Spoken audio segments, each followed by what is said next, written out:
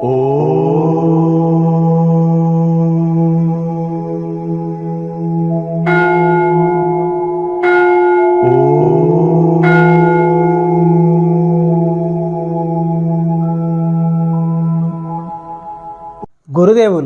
శ్రీ జ్ఞానానందగిరి మహారాజ్ గారి పాదపద్మములకు సాష్టాంగ నమస్కారములు. క్రియాయోగ గురు పరంపరకు, విశ్వ గురు పరంపరకు పాదాభివందనములు. ఒక యోగి ఆత్మకథ, అధ్యాయం 43, శ్రీ యుక్తేశ్వర్ గారి పునరుద్ధానం, 3వ భాగం. సూక్ష్మలోక భూముల్లో వెలుగురేఖల్లాంటి కూరగాయలు సమృద్ధిగా ఉంటాయి అని జవాబు ఇచ్చారాయన. సూక్ష్మలోక వాసులు కూరగాయలు తింటారు. సూక్ష్మలోకంలోని శోభాయమానమైన వెలుతురు ఫౌంటైన్స్ అంటే నీటి బుగ్గల నుంచి సూక్ష్మ నదులు సెలయేళ్లలోనూ ప్రవహించే అమృతాన్ని పానం చేస్తారు. భూమి మీద సాధారణంగా మానవుల అదృశ్య బింబాల్ని ఆకాశతత్వం అంటే ఈథర్లోంచి రప్పించి టెలివిజన్ ద్వారా కళ్లకు కట్టించి తర్వాత స్విచ్ నొక్కి మాయం చేసినట్టే దేవుడు సృష్టించిన ఆకాశతత్వంలో తేలే కూరగాయలు, మొక్కలు అగోచర సూక్ష్మ ప్రతిరూపాలని ఒక సూక్ష్మ గ్రహం మీద అక్కడుండే వాళ్ళ ఆదేశాల వల్ల రూపొందించవచ్చు. అదేవిధంగా సూక్ష్మజీవుల ఉద్దామ కల్పనలను అనుసరించి విశాల వనాల్ని సాక్షాత్కరింపజేయనూవచ్చు. తిరిగి వాటిని ఆకాశతత్వ సహజంగా అదృశ్యం గావించనూవచ్చు. హిరణ్యలోకం వంటి సువర్లోక మండలాల్లో ఉండేవాళ్ళు తిండి తినవలసిన అవసరం లేకుండా దాదాపు స్వేచ్ఛ పొందినప్పటికీ కూడా కారణలోకంలో దాదాపు పరిపూర్ణత సిద్ధి పొందిన జీవుల స్వేచ్ఛాయుత అస్తిత్వం అంతకన్నా ఉన్నత స్థితిలో ఉంటుంది. వాళ్ళ ఒకే ఒక ఆహారం ఆనందామృతమే. భూమి నుంచి విముక్తుడైన సూక్ష్మలోక వ్యక్తి భూలోకంలో వివిధ జన్మల్లో పొందిన తండ్రుల్ని, తల్లుల్ని, భార్యల్ని, భర్తల్ని, పిల్లల్ని, స్నేహితుల్ని అనేక మందిని చూస్తాడు. వాళ్ళు సూక్ష్మ మండలాల్లోని వివిధ భాగాల్లో అప్పుడప్పుడు అవుపిస్తూ ఉంటారు. అంచేత ఎవరి మీద ప్రత్యేకాభిమానం చూపించాలో తెలుసుకోలేకపోతున్నాడు. ఈ విధంగా అతడు అందరినీ భగవంతుడి సంతానంగాను, ఆయన వైయక్తీకృత అభివ్యక్తులుగాను గ్రహించి వాళ్ళందరి మీద దివ్యమైన సమానమైన ప్రేమను చూపిస్తాడు. మానవుడు అందరినీ సమానంగా ఎందుకు ప్రేమించాలని ఒకసారి బుద్ధుణ్ణి ఒకరు అడిగారు.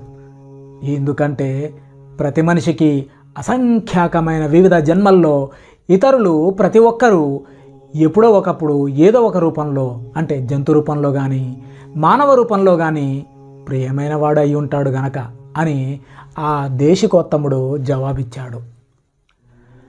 తనకు ప్రియమైన వాళ్ళ బాహ్య రూపాలు మొత్తం మీద మారిపోయినప్పటికీ అంటే క్రిందటి జన్మలో వాళ్ళ కొత్త గుణాల వికాసానికి అనుగుణంగా మారిపోయినప్పటికీ సూక్ష్మలోక జీవి ఇతర జీవన స్థరాల్లో ఒకప్పుడు తనకు ప్రియంగా ఉన్న వాళ్ళనందరినీ గుర్తుపట్టడానికి తన అమోఘ సహజావబోధాన్ని ఉపయోగించి వాళ్ళని తమ కొత్త సూక్ష్మలోక నివాసాలకు ఆహ్వానిస్తాడు.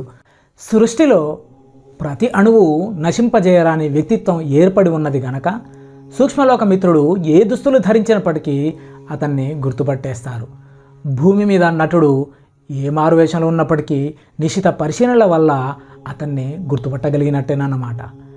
అణువు మొదలు మానవుడి వరకు జీవరాశుల సృష్టికంతకు కావలసిన 8 మూలతత్వాలు మన్ను, నీరు, నిప్పు, గాలి, ఆకాశం, మనస్సు, బుద్ధి, వ్యక్తిత్వం అంటే అహంకారం. ఇది భగవద్గీత 7వ అధ్యాయం 4వ శ్లోకంలో చెప్పబడింది. సూక్ష్మ మండలాల్లో ఆయు ప్రమాణం భూమి మీద ఉన్నదానికన్నా ఎక్కువ. ఓ మోస్తరుగా అభివృద్ధి సాధించిన ఓ వ్యక్తి సూక్ష్మ జీవిత సగటు ఆయు ప్రమాణం భూకాల ప్రమాణ ప్రకారం 500 ఏళ్ల నుంచి 1000 ఏళ్ల వరకు ఉంటుంది. కొన్ని రకాల చేవమాను అంటే రెడ్వుడ్ వృక్షాలు ఇతర వృక్షాల కన్నా కొన్ని వేల ఏళ్ళు అధికంగా బతికే విధంగాను, చాలామంది 60 ఏళ్ళు నిండక ముందే చనిపోతున్నప్పటికీ కొందరు యోగులు అనేక వందల ఏళ్ళు బతుకుతున్నట్టుగాను, కొందరు సూక్ష్మలోకవాసులు సాధారణ సూక్ష్మలోక ఆయుర్దాయాన్ని మించి బతుకుతారు. సూక్ష్మలోకంలోకి వచ్చే సందర్శక జీవులు వారి భౌతిక కర్మభారాన్ని బట్టి అధిక కాలమో స్వల్పకాలమో అక్కడ నివసిస్తారు. వారి భౌతిక కర్మ నిర్ణీత సమయంలో వాళ్ళని భూమి మీదకు లాక్కొస్తుంది. సూక్ష్మలోక జీవి జ్యోతిర్మయ దేహాన్ని విడిచేసే సమయంలో ఎముడితో కష్టపడి పెనుగులాడక్కర్లేదు. అయినా ఈ జీవులు సూక్ష్మతరమైన కారణ శరీరం కోసం సూక్ష్మ రూపాన్ని విడవాలన్న ఆలోచన వచ్చేసరికి కొద్దిగా గాభరా పడతారు. సూక్ష్మలోకంలో ఇష్టం లేని చావు, జబ్బు, ముసలితనము ఉండవు. ఈ భయాలు 3 భూలోకానికి పట్టిన శాపాలే. ఇక్కడ మనిషి బతకడానికి గాలి, అన్నము, నిద్ర అవసరమైన దుర్బల భౌతిక కాయమే తానని, దాంతో పూర్తిగా మమేకమైపోవడానికి తన చేతనను అనుమతిస్తాడు. భౌతిక మరణంలో ఊపిరిపోతుంది. మాంస సంబంధమైన కణాలు విఘటనం చెందుతాయి. కానీ సూక్ష్మ శరీర మరణంలో ప్రాణకణికలు చెల్లాచెదురైపోతాయి. అవి సూక్ష్మలోక జీవులకి ప్రాణ సంఘటన గావించిన శక్తి తాలూకు ప్రత్యక్షీకృత ఘటకాంశాలు. భౌతిక మరణ సమయంలో మనిషికి ఒంటి మీద స్పృహ పోతుంది. సూక్ష్మలోకంలో ఉన్న తన సూక్ష్మ శరీరం స్పృహకు వస్తుంది. నిర్ణీత సమయంలో సూక్ష్మలోక మరణాన్ని అనుభవించి తద్వారా మనిషి సూక్ష్మలోక జనన మరణాల స్పృహ నుంచి భౌతిక జనన మరణాల స్పృహకు సాగుతాడు. సూక్ష్మ స్థూల శరీరకోశాల ఆవర్తన చక్రాలు జ్ఞానం ఆర్జించని జీవులందరికీ అనివార్యమైన భవితవ్యాలు. పవిత్ర గ్రంథాల్లో స్వర్గ నరకాలకిచ్చిన నిర్వచనాలు ఒక్కొక్కప్పుడు ఆనందమయ సూక్ష్మ లోకాల్లోనూ నిరాశాజనకమైన భౌతిక లోకాల్లోనూ కలిగిన అనేక అనుభవాల తాలూకు అవచేతన కన్నా గాఢమైన జ్ఞాపకాల్ని మనిషిలో రేకెత్తిస్తాయి. గురుదేవా, భూమి మీద సూక్ష్మ కారణ లోకాల్లోనూ సంభవించే పునర్జన్మల భేదాన్ని వివరంగా చెప్పరు అని అడిగాను.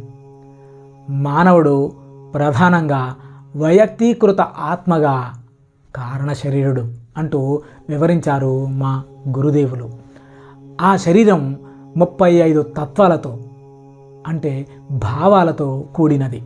దాన్ని రూపొందించడానికి మౌలిక ఆలోచన శక్తులుగా లేదా కారణ ఆలోచనా శక్తులుగా దేవుడికి అవి అవసరమయ్యాయి. ఆ తర్వాత ఆయన వాటిల్లోంచి 19 తత్వాలు తీసుకొని సూక్ష్మ శరీరాన్ని, 16 తత్వాలు తీసుకొని ఈ భౌతిక శరీరాన్ని నిర్మించాడు. సూక్ష్మ శరీరంలో ఉండే 19 తత్వాలు మానసికమైనవి, భావోద్రేకపరమైనవి, ప్రాణకణికాపరమైనవి. ఆ 19 అంశాలు ఏవంటే బుద్ధి అంటే తెలివి, అహంకారం, చిత్తం ఈ 2 అనుభూతులు, మనస్సు అంటే ఇంద్రియ స్పృహ, 5 జ్ఞానేంద్రియాలు అంటే చూపు, వినికిడి, వాసన, రుచి, స్పర్శ అంటే శబ్ద, స్పర్శ, రూప, రసగంధాలన్నమాట. ఈ జ్ఞానేంద్రియాలు గ్రహించడానికి ఉపకరించే సూక్ష్మ ప్రతిరూపాలు. 5 కర్మేంద్రియాలు ప్రజననానికి, విసర్జనకు, మాటకు, నడకకు, కాయిక కర్మలకు ఉపకరించే సామర్థ్యాల మానసిక ప్రతిరూపాలు ఇవి. ప్రాణశక్తి తాలూకు ఇంద్రియాలు 5. శరీరంలో స్ఫటికీకరణ అంటే క్రిస్టలైజింగ్. రెండవది స్వాంగీకరణ అంటే అసిమిలేటింగ్, విసర్జన అంటే ఎలిమినేటింగ్, జీవాణుపాక అంటే మెటబలైజింగ్, ప్రసరణ అంటే సర్క్యులేటింగ్ కార్యాలు జరిపేవి. వీటినే ప్రాణాపాన వ్యానోదాన సమాన వాయువులు అంటారు. 19 తత్వాల సూక్ష్మ శరీర కోశం 16 స్థూల రసాయన మూలకాలతో రూపొందిన భౌతిక శరీరం నశించిన తర్వాత కూడా ఉంటుంది. సూక్ష్మ శరీరం దేవుడు వివిధ తత్వాల్ని తనలోనే భావన చేసుకొని వాటిని స్వప్నాల్లోకి ప్రక్షేపించాడు. ఆ విధంగా అనంత సాపేక్షత బృహదాభరణాలతో అలంకరించుకున్న విష్ణు స్వప్న మాయాసుందరి అంటే లేడీ కాస్మిక్ డ్రీమ్ అనేది ఆవిర్భవించింది. కారణ శరీరంలోని 35 తత్వాల్లోనూ భగవంతుడు మనిషి సూక్ష్మ శరీరం బాపతు 19 తత్వాల్ని, భౌతిక శరీరం తాలూకు 16 తత్వాల్ని సర్వ సంకీర్ణతాయుతంగా సమకూర్చాడు. స్పందనాశక్తుల్ని ఘనీభూతం చేసి మొదట మనిషి సూక్ష్మ శరీరాన్ని, చివరికి 16 తత్వాల భౌతిక శరీరాన్ని సృష్టించాడు ఆయన. మౌలిక సారళ్య రూపుడైన పరమేశ్వరుడు దిగ్భ్రమ కారకమైన నానతత్వంగా పరిణమించడానికి కారణమైన సాపేక్షత నియమం ప్రకారం కారణ విశ్వము, కారణ శరీరము సూక్ష్మ విశ్వానికి, సూక్ష్మ దేహానికి భిన్నంగా ఉంటాయి. అలాగే భౌతిక విశ్వము, భౌతిక దేహము కూడా స్వభావతః సృష్టిలోని ఇతర రూపాలకు భిన్నంగా ఉంటాయి. రక్తమాంసాలతో కూడిన శరీరం సృష్టికర్త నిశ్చిత ప్రత్యక్షీకృత స్వప్నాలతో ఏర్పడినది. ఆరోగ్య అనారోగ్యాలు, కష్టసుఖాలు, లాభ నష్టాలు అన్న ద్వంద్వాలు భూమి మీద ఎప్పుడూ ఉంటాయి. మానవులకు త్రిమితీయ అంటే 3 డైమెన్షనల్ పదార్థంలో పరిమితి, ప్రతిరోధము తప్పవు. మనిషికి బతికుండాలన్న కోరిక జబ్బు వల్లనో మరే కారణాల వల్లనో తీవ్రంగా సడలిపోయినట్లయితే మరణం సంభవిస్తుంది. మాంసరూపమైన బరువైన బాహ్య కళేభరాన్ని తాత్కాలికంగా వదిలేయవలసి వస్తుంది. అయితే ఆత్మ సూక్ష్మ కారణ శరీరాల్లో ఆబద్ధమై ఉంటుంది. శరీరం అన్నది స్థూలమైన సూక్ష్మమైన ఆత్మను ఆవరించి ఉన్న ఏ కోశాన్నైనా సూచిస్తుంది. ఈ 3 శరీరాలని కలిపి ఉంచే సంయోజక శక్తి కోరిక. తీరని కోరికల శక్తే మానవుడు అతని బానిసతనానికి కారణం. భౌతిక వాంఛలకు మూలం అహంకారము, ఇంద్రియ సుఖాలు, ఇంద్రియానుభవ నిర్బంధం లేదా ప్రలోభం. సూక్ష్మలోక అనుబంధాలకు కానీ కారణలోక అనుభూతులకు కానీ సంబంధించిన వాంఛాశక్తి కన్నా ఎక్కువ శక్తివంతమైనది. సూక్ష్మలోక వాంఛలు స్పందరూప సుఖానుభవానికి సంబంధించినవి. సూక్ష్మలోక జీవులు వివిధ గోళాల ఆకాశ సంగీతాన్ని ఆలకించి సృష్టి అంతా పరివర్తనశీల కాంతి తాలూకు అనంతాభివ్యక్తులుగా కనబడడం వల్ల పరవశులై ఆనందిస్తారు. సూక్ష్మలోక జీవి వెలుగును వాసన చూస్తాడు, రుచి చూస్తాడు, తాకుతాడు. ఈ విధంగా సూక్ష్మలోక వాంఛలు అన్ని వస్తువుల్ని, అనుభవాల్ని కాంతి రూపాలుగా లేదా ఘనీభూత ఆలోచనలుగా లేదా కలలుగా రూపొందించడానికి సూక్ష్మలోక జీవికి ఉండే శక్తిని బట్టి ఉంటాయి. కారణలోక వాంఛలు అనుభూతి వల్ల మాత్రమే నెరవేరుతాయి. కారణ శరీరంలో మాత్రమే ఆబద్ధులై ఉండి విముక్త ప్రాయులైన జీవులు విశ్వాన్నంతని దేవుడి స్వప్నభావాలకు సిద్ధించిన ప్రత్యక్ష రూపంగా దర్శిస్తారు. ఆలోచన మాత్రం చేతనే వాళ్ళు దేన్నైనా సాక్షాత్కరింపజేయగలరు. కాబట్టి కారణ శరీరులు భౌతిక ఇంద్రియ సుఖాన్ని కానీ సూక్ష్మలోక ఆనందాన్ని కానీ స్థూలమైనదిగాను ఆత్మకు కలిగే సూక్ష్మతర సంవేదనలకు అవరోధకంగాను పరిగణిస్తారు. కారణ శరీరులు తమకు కావలసినవి తక్షణమే సాక్షాత్కరింపజేసుకొని కోరికలు నశింపజేసుకుంటారు. వెనకటి జన్మల్లో ఎప్పుడో లాహిరి మహాశయులకు ఒక మహాభవనం కోసం అవచేతనలో దాగి ఉన్న ఒక్క కోరిక నెరవేరడానికి బాబాజీ తోడ్పడ్డట్టుగానే దీన్ని 34వ అధ్యాయంలో వివరించడం జరిగింది. కారణ శరీరం అనే నాజుకు ముసుగు మాత్రమే కప్పి ఉన్నవాళ్ళు సృష్టికర్తలాగే విశ్వాల్ని సృష్టించగలరు. సృష్టి అంతా విశ్వ స్వప్నజాలంతో రూపొందినందువల్ల కారణ శరీరం అనే పలచని వస్త్రం ధరించి ఉన్న ఆత్మ వివిధ విస్తృత రూపాల్లో శక్తిని సాక్షాత్కరింపజేసుకుంటూ ఉంటుంది. సహజంగా కంటికి కనిపించని ఆత్మను దాని శరీరం చేత, వివిధ శరీరాల చేత మాత్రమే గుర్తుపట్టడానికి వీలవుతుంది. శరీరం ఒకటి ఉందంటే అది తీరని కోరిక వల్ల ఏర్పడినట్టే లెక్క. శరీరం ఎక్కడున్నా సరే డేగలు దాని దగ్గరికి చేరతాయి అన్నారు ఆయన వాళ్లతో. లూకా 17వ అధ్యాయం 37వ వచనం. భౌతిక శరీరంలోనో సూక్ష్మ శరీరంలోనో కారణ శరీరంలోనో ఆత్మ ఎక్కడ ఆబద్ధమై ఉంటే అక్కడ మానవుల ఇంద్రియపరమైన బలహీనతల్ని కానీ సూక్ష్మకారణ శరీరానుబంధాలని కానీ అవకాశంగా తీసుకొని కోరికలనే డేగలు ముసిరి ఆత్మను బందీని చేస్తాయి. మానవుడి ఆత్మ ఒకటో శరీరం, రెండో శరీరం, మూడో శరీరం అనే సీసాల్లో బంధించి ఉండి అజ్ఞానము, కోరికలు అనే బెరడాలతో గట్టిగా బిగించి ఉన్నంతకాలం అతడు పరమాత్మ సాగరంలో లీనం కాలేడు.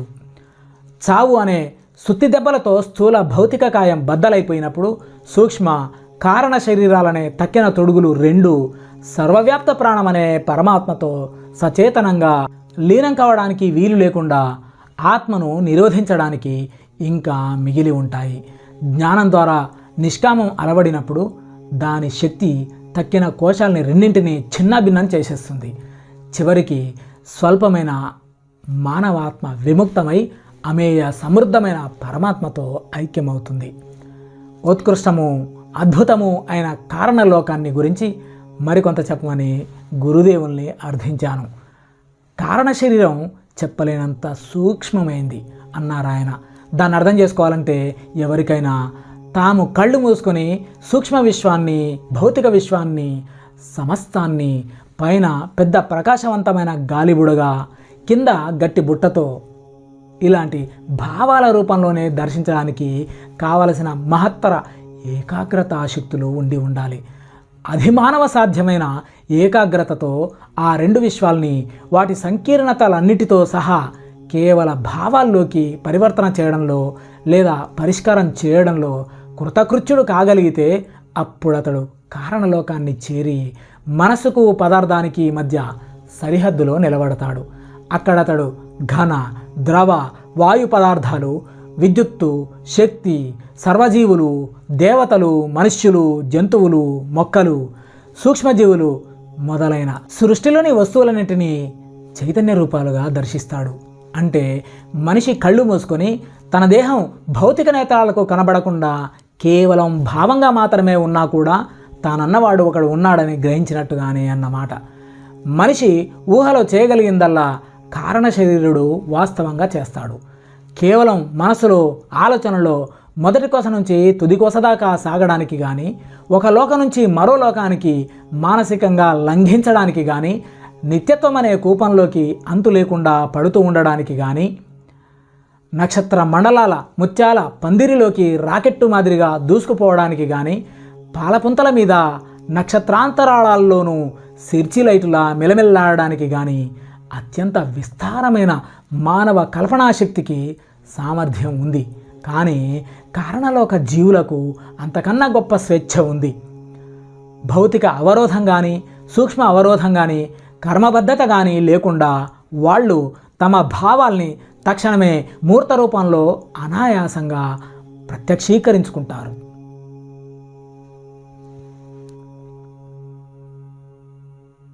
జై జ్ఞానానందగిరి మహారాజ్కి జై. జై గురుదేవ్, జై గురుదేవ్, జై గురుదేవ్. 43వ అధ్యాయం శ్రీ యుక్తేశ్వర్ గారి పునరుద్ధానం 3వ భాగం సమాప్తం.